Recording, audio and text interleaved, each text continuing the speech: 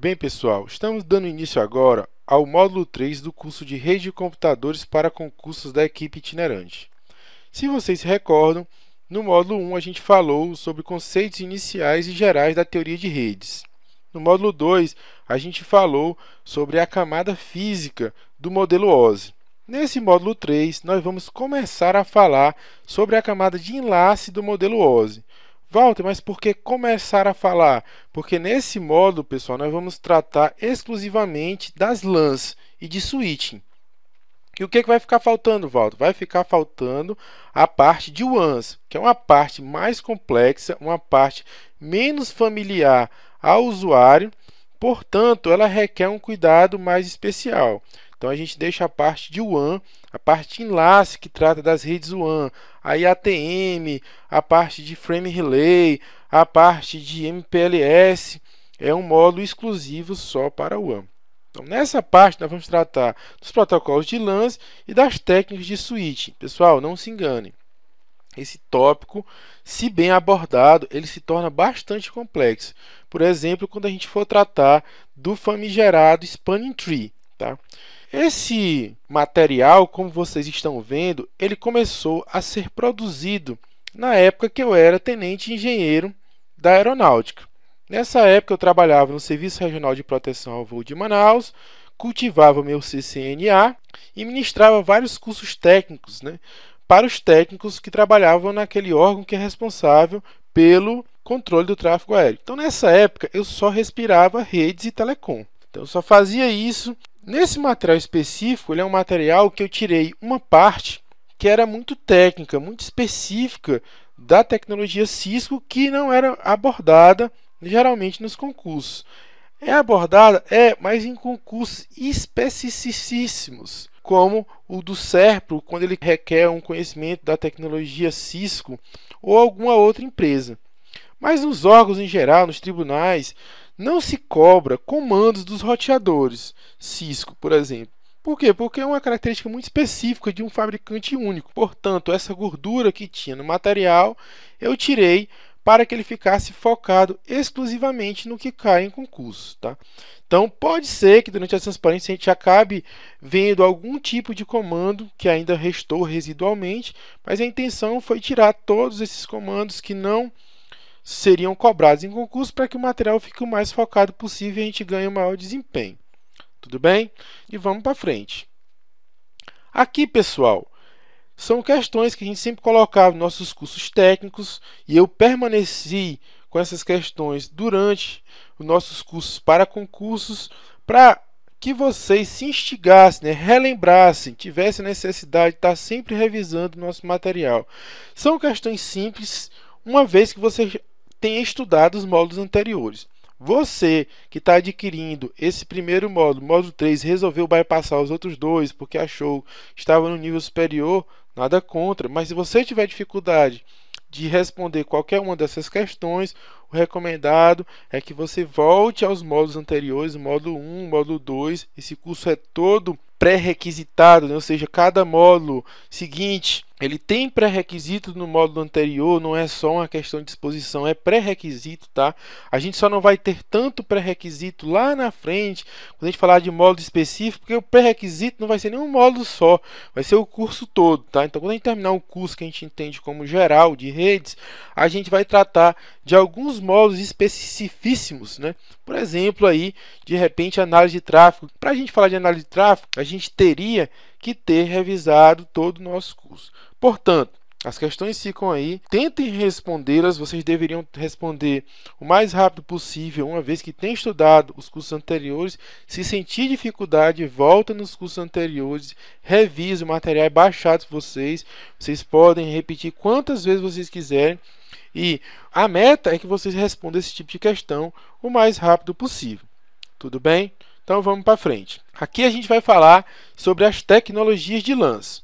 Antes de a gente entrar no assunto, gostaria de chamar a atenção dos senhores para um detalhe, que é o primeiro detalhe desse nosso módulo. O detalhe é o seguinte, pessoal, eu já citei, mas vou retornar a citar. LAN é uma coisa mais familiar, mas ela não encerra toda a camada de enlace. A gente não pode esquecer das WANs. Por que eu estou falando isso? Porque tem questões que são elaboradas que, se você raciocinar apenas como LAN, se o seu mundo for apenas LAN, ali, a Ethernet, no conceito mais restrito de PAN, apenas o Bluetooth, se você pensar apenas em Ethernet e Bluetooth, você vai acabar errando. Por quê? Porque tem protocolos de enlaces WANs que têm características completamente diferentes. Tem características, por exemplo, de orientação à conexão, tem características de confirmação, que alguns protocolos de LANs, os mais populares, não têm, por exemplo, a Ethernet. E aí, quando a gente está falando de enlace, se você pensar só em Ethernet, você pode acabar errando a questão, porque ele vai estar falando do HDLC, de um PPP, de um Frame Relay, vai estar falando de um MPLS.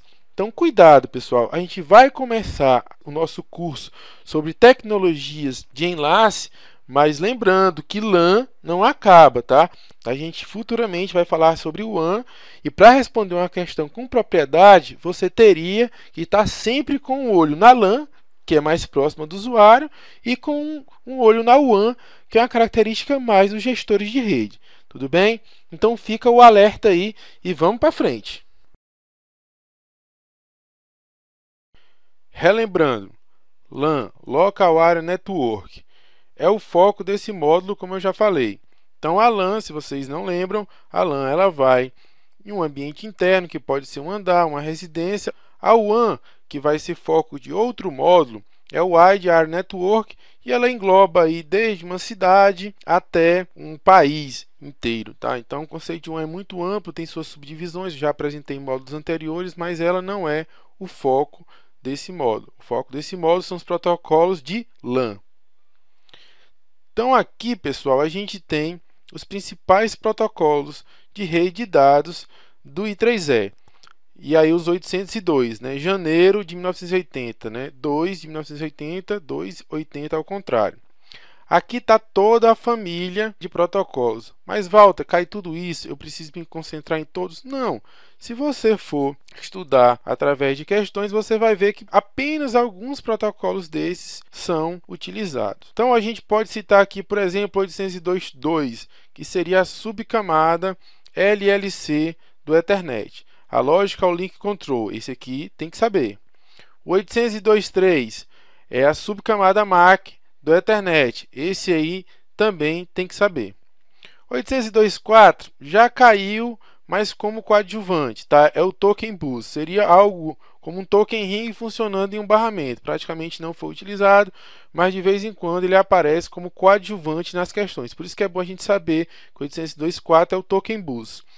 O 802.5 é o nosso famoso token ring, uma tecnologia já ultrapassada, mas como as bancas gostam, né, desse histórico das redes de dados, o token ring sempre está caindo em prova, tá? Então não tem desculpa. 802.5 token ring. Aí a gente pula aqui e vai chegar lá no 802.11, que seria a nossa wireless LAN, que seria a nossa LAN sem cabos. Nesse módulo a gente vai falar um pouquinho sobre o wireless. Por que só um pouquinho, Walter? Já que é uma tecnologia de LAN. Porque o wireless, pessoal, é um conceito tão abrangente que a gente vai dedicar um módulo só para tratar de wireless, tá? Então a gente vai falar todos os aspectos de wireless, não só da wireless LAN, mas também, como a gente vai ver aqui, por exemplo, aqui o 802.15, que vocês também têm que estudar, que seria a wireless PAN. E hoje o protocolo que mais representa essa wireless PAN é o Bluetooth. Existem outros protocolos, tá? Então, o 802.15, na realidade, ele é a família de protocolos PAN. O 802.15.1 é que é o Bluetooth. Mas a gente vai ver isso mais detalhadamente no nosso módulo de wireless. E por fim, aqui outro protocolo que eu sugiro que vocês deem uma boa olhada é o 802.16, que é a nossa famosa, né, WiMAX, tá?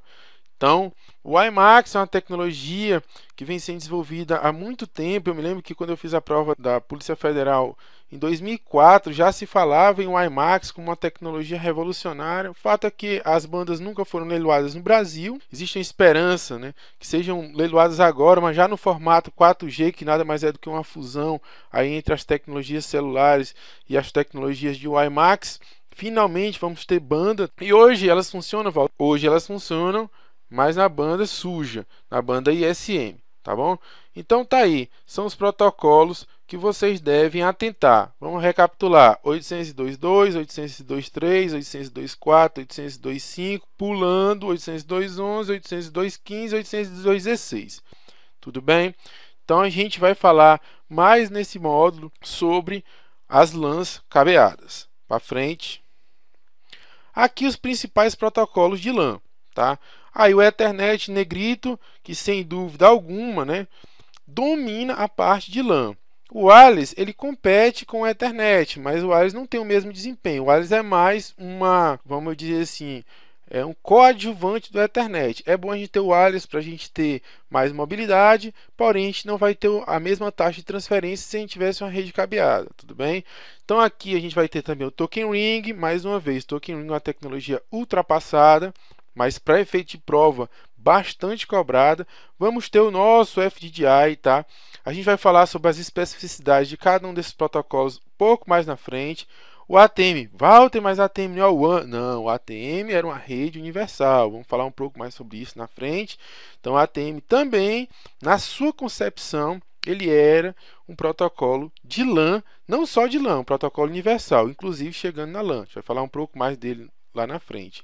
E aqui é o wireless que eu já falei, que hoje, né, é um subsidiário ao Ethernet. Então, onde eu não consigo chegar fácil com o cabo, ou eu preciso de mais mobilidade do que taxa de transmissão, eu jogo o Ethernet. Por exemplo, em prédios históricos, onde eu não posso estar furando parede, etc. Vamos tratar um pouco mais de cada protocolo, um pouco mais na frente.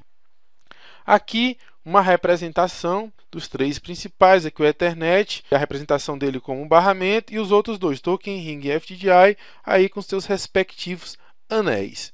Tudo bem? Vamos para frente. Bom, pessoal, agora a gente vai falar sobre cada uma dessas tecnologias que a gente apresentou de uma forma mais específica, tá? Então aqui, primeiramente, Token Ring 802.5, pessoal, é preciso memorizar padrão I3E de cada uma dessas tecnologias. Token Ring tem que ser sinônimo de 802.5, tudo bem? Então, Token Ring é uma tecnologia idealizada originalmente pela IBM e o seu padrão é 802.5. Ele opera tanto nas taxas de transmissão de 4 megabits por segundo e de 16 megabits por segundo. Se vocês forem ver, 16 megabits por segundo hoje, para LAN, é uma taxa de transmissão bastante aquém das nossas necessidades. Por isso que essa tecnologia ela morreu. Ela consegue uma taxa de transmissão hoje que praticamente é insuficiente, mas na época que foi concebida era uma tecnologia que tinha o seu valor. Então a MAU, né, a Media Attached Unit, é o hub do Token Ring. Então toda vez que você falar de MAU, lembre-se como se fosse um hub. É claro que o funcionamento técnico dele é diferente, mas ele serve para interconectar justamente as máquinas formando um anel Token Ring. Então, ele vai ficar centralizado lá, todo mundo vai se conectar a ele, e aquele dispositivo lá a gente não chama de hub, né? A gente chama de MAU, mas ele faz às vezes de um hub nessa tecnologia Token Ring. Pessoal, cuidado com essa afirmação, tá? Token Ring, logicamente, ele é um anel, ou seja, ele funciona como um anel. Na próxima transparência, a gente vai ver a MAU por dentro, e aí vai ficar nítido como ele é um anel. Agora, fisicamente, a MAU, como ela é concentrada, ela vai acabar transformando a rede numa estrela física. Fisicamente vai parecer uma estrela. Então, a topologia física de um Token Ring é estrela. Porém, se você for analisar internamente a MAU, que é o que interessa para a topologia lógica, ela vai ser um anel. Então, cuidado. Você vai ver na literatura que existem várias divergências. Por quê? Porque toda hora ou ele está falando da física ou ele está falando da lógica. E o autor não se preocupa em determinar qual das duas é. Então, muitos alunos estão com essa dúvida, né? Ah, mas é anel ou é estrela?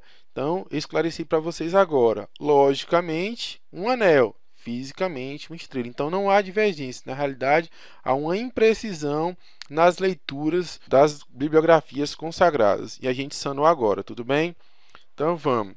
Usa um mecanismo de token passing e é diferente, né, do CSMA-CD que a gente usa lá no Ethernet. O Token Ring, pessoal, como ele é um protocolo que usa um token, ou seja, ele determina exatamente quem vai estar falando em determinado momento, a gente chama esse protocolo de determinístico.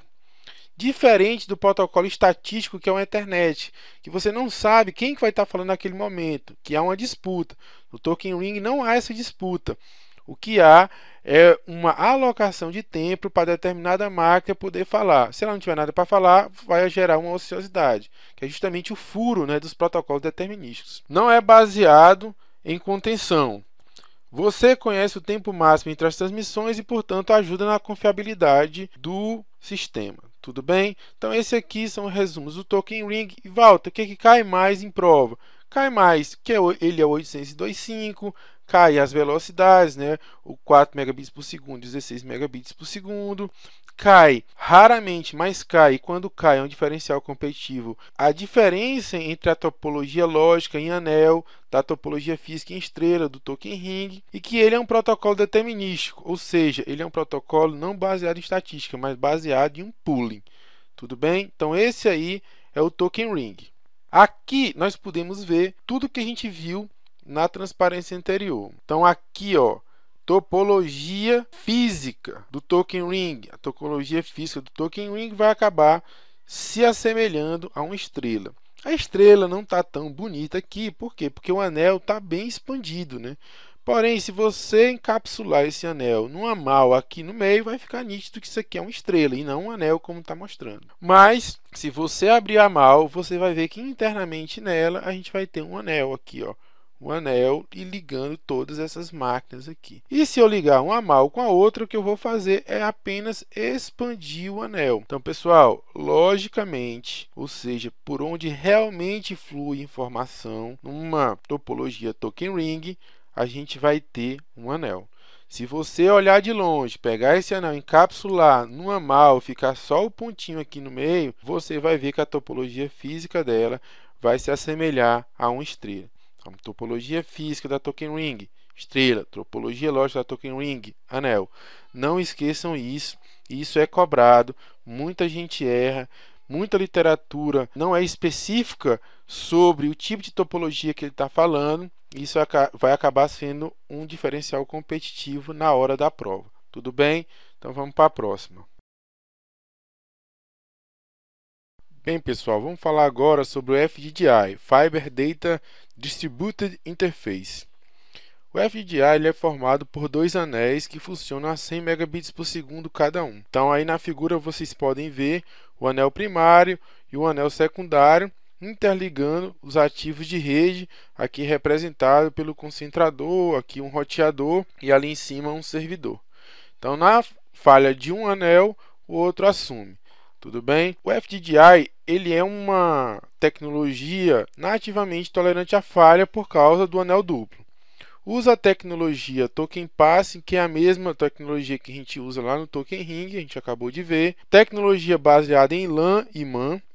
Isso daqui é um detalhe importante, tá? Porque vocês vão ver, isso já caiu em concurso, que muita gente fala que o FDDI está morrendo. Então ele morreu para LAN, tá? Então em LANs o FDDI praticamente morreu, foi exterminado por quem? Pelo Ethernet. Mas o FDDI ele é utilizado em MANs por causa da sua taxa de transmissão relativamente elevada e pelo seu alcance também relativamente elevado, tornando ele uma tecnologia adequada para MANs, Metropolitan Area Network. Então, são possíveis configurações de até 500 estações em distância de até 100 km. Veja que aí extrapola muito, né, a LAN, a dimensão de 100 metros, aqui a gente está falando de 100 km. E no LAN, a gente costuma ter aí 100 computadores, 200, a gente está falando aqui de 500 estações. Então extrapola muito o âmbito de uma LAN. Sendo assim, ele mais uma vez se reforça como uma tecnologia adequada para MAN. Um detalhe aqui importante é que ele também tem uma versão em cobre. No FDDI a gente vê o F, lembra logo de fibra, né? Mas existe a versão FDDI para cobre também.